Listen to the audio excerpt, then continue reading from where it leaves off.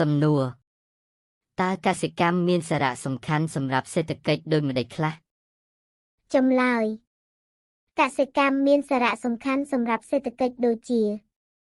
ទី1ផ្ដល់ការងារដល់ប្រជាកសិករមួយភាគធំទី2ផ្ដល់ស្បៀងអាហារសម្រាប់ហូបចុកបានគ្រប់គ្រាន់ទី3ទិន្នផលអាចយកមកផ្គត់ផ្គង់គ្រួសារឬនាំចេញយកទៅលក់ជួយសម្រួលដល់ជីវភាពប្រជាកសិករកាត់បន្ថយភាពក្រីក្រ